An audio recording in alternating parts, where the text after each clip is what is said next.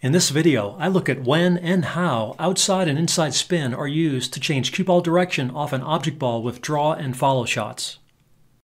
Inside spin refers to hitting the cue ball on the inside of the cut direction. With the one ball shot, the cut is to the right, so the right spin is called inside spin in this situation. With the two ball shot, the cut is to the left, so the right spin is called outside spin in this situation. As shown in my recent Aiming with Side Spin video, the choice usually depends on the direction you want the cue ball to head off a rail. Here, inside spin sends the cue ball to my right, and outside spin sends the cue ball to my left. Here, outside draw is used to go up table. And here, inside follow is used instead. In this video, the focus is on the best way to narrow the cue ball carom angle off an object ball. Inside spin can be used to narrow the carom angle with follow shots. Here's an example where I need to pocket the 11 and break out the 10-13 cluster. The 30-degree rule peace sign predicts that a rolling cue ball will go wide of the target. Some people might think using more speed will impart more topspin to the cue ball, allowing it to go forward, but these people would be wrong. Instead, the extra speed sends the cue ball farther down the tangent line before it curves forward, making the cue ball actually go wider. I can instead cheat the pocket with a fuller hit to narrow the carom angle some, but it is still not enough. Even with near maximum pocket cheat, I still come up short. But adding inside spin allows me to get the breakout. Inside spin causes slight swerve into the cue ball, narrowing the cut angle some, and there are also changes in topspin with the inside. For more information, see the inside spin page linked below. The page also describes other advantages offered by using inside spin. Adding more cue elevation will enhance the effect, allowing the angle to be narrowed even more. And if you elevate the cue a lot more, the result is a masse shot with much more curve. But this is difficult to control accurately, and it is more curve than we need to get the breakout here. Elevated cue quick draw is a good approach for narrowing draw angle. Here's an example where I need to pocket the 11 and break out the 1-13 cluster to be able to run out. The 3 times the angle system predicts that a good action level cue draw shot will go well wide of the cluster. If I push the miscue limit, I can get slightly more draw than this, but I still come up short. You might think that less speed might help the cue ball curve sooner, but backspin is lost on the way to the object ball, resulting in less draw. Using more speed instead will impart more backspin and result in less backspin loss, but it delays the curve action. Did you see the cue ball peel out and skid before curving? You can cheat the pocket with a fuller hit to narrow the draw angle, but there is a limit to how much angle change you can get. That was close, but I still came up short. With a very low tip, just the right speed, and almost maximum pocket cheat, I was able to brush the cluster. But cheating the pocket so much and pushing the miscue limit like this is a little risky. Did you see the pocket cheat on the left side? By elevating the cue instead, you can get quicker draw at a more narrow angle. Cue elevation allows you to impart the same backspin with less forward cue ball speed, resulting in a tighter angle.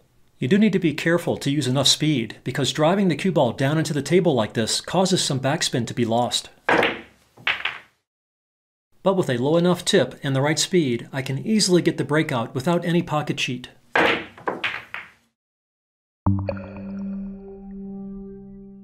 An alternative to elevated quick draw is to use inside spin to swerve the cue ball into a narrower angle. As a warning, when practicing elevated cue shots from the same position, be aware that the cue ball will create skid or burn marks on the cloth. Since I plan to hit many more shots from the same spot, I decided to tape down a piece of spare cloth so the damage would appear only on the cloth piece and not on the table. Adding inside spin with cue elevation makes it even easier to narrow the draw angle. Here's an even steeper draw angle, more than needed for the breakout. This technique can be difficult to master since you need to aim to correct for cue ball swerve, but it is much easier when the object ball is closer to the cue ball. Again, it is possible to get very narrow draw angles like this when needed. Remember, using a spare piece of cloth during practice will prevent skid or burn marks on the table. Here's a good shot to test whether outside or inside draw is better than straight draw in a typical game situation where you need to narrow the draw angle. I need to pocket the 11 and draw back for shape on the 8. Sometimes cue elevation is not a good choice due to less accuracy and reach limitations. But a near-level cue with straight draw does not work here at fast speed. However, if you instead use just enough speed to retain enough backspin, but not too much to scratch in the side, you can get the shot to work. But is it better to add outside or inside spin? I've heard top players try to justify either as a better approach than straight draw. Outside spin allows for a fuller hit, which might help narrow the draw angle. And inside spin causes swerve into the cue ball, creating a more favorable angle. But plain bottom allows a lower tip, resulting in slightly more backspin. Which approach do you think is best? Try all three to see what works best for you. That's what I did, and here's what I found. This is the best I was able to do with outside spin. Notice how I'm cheating the pocket as much as possible to make the hit as full as possible to narrow the draw angle. Outside spin allows me to aim even fuller than no spin or inside spin since left spin throws the ball to the right. Outside spin also allows me to use slower speed. Outside spin is running spin when it hits the cushion, helping to maintain cue ball motion up table. Slower speed also results in more spin-induced throw, which allows for an even fuller hit. Slower speed also allows the draw to occur sooner. Now let's look at inside spin. You can't hit the ball as full as with outside spin, but the cue ball should swerve into the object ball some, straightening the angle a little. Also, some people think that since inside or right spin imparts some left spin to the object ball, this helping spin might make it easier for the ball to enter the pocket off the far facing. Well, it didn't seem to help much here. This was the best I was able to get with inside spin.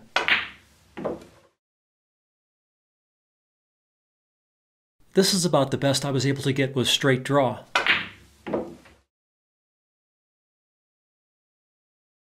Here's a side-by-side comparison of the three approaches.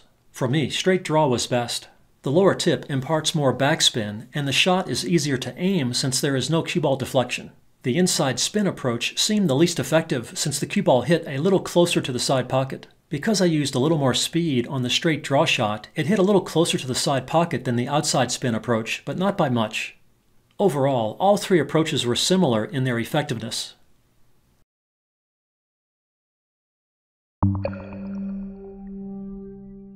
Here's a fun challenge you can do to compare the three approaches more methodically. The 8 is a diamond in front of the side pocket, and the cue ball is about a foot away, set up for a half-ball hit, so a center-to-edge aim pockets the ball cleanly. The cut angle for a half-ball hit is 30 degrees. The 3 times the angle system predicts that a good action draw shot would head perpendicular to the cue ball's initial direction, since 3 times 30 is 90. With a level cue center pocket hit with good action draw, that's where the cue ball heads. With the tip even lower, you can beat the good action draw prediction. And if you hit the 8 fuller, aiming for the right side of the pocket, you can narrow the draw angle significantly. So the question is, can you narrow the draw angle more with outside spin, inside spin, or straight draw, cheating the pocket the same amount with each? It is important to use the Goldilocks speed on all shots. If the speed is too slow, backspin is lost on the way to the object ball. And if the speed is too fast, the cue ball slides down the tangent line too long before curving. I tried each approach until I got 10 good shots with no miscue. I varied the speed a little during the trials to try to get the narrowest draw angle possible. I will show all 30 shots, starting with the 10 straight draw shots, marking where each shot hits the rail.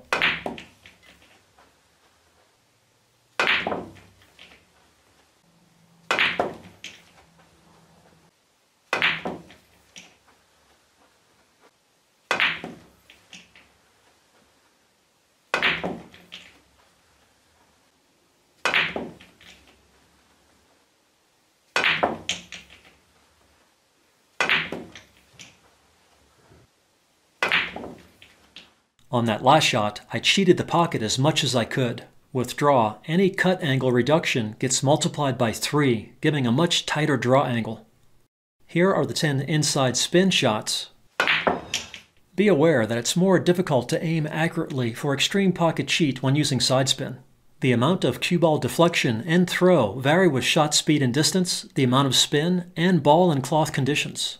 With the inside and outside spin shots, I decided to include the near misses, shown in gray, because I already knew straight draw would be difficult to beat.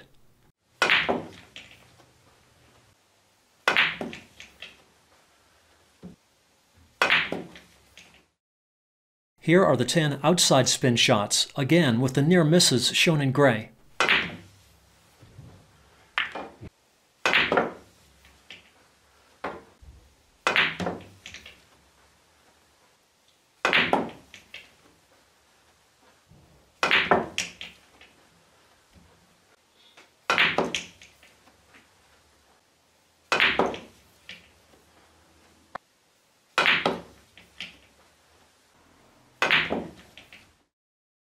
Here's a comparison of the results. The red lines show the distances the cue ball drew above the middle diamond. The straight draw shots were generally better and more consistent. Here's a side-by-side comparison of the most successful shot from each approach. Again, the best result was from straight draw. Apparently, the slight extra backspin is more important than the inside and outside spin effects. So the bottom line conclusion is, with a level cue, keep things simple and just use straight draw when you're trying to come back at the most narrow angle.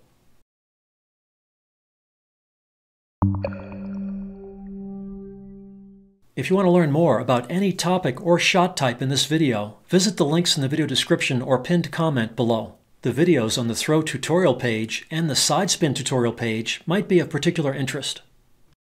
Good luck with your game from Dr. Dave.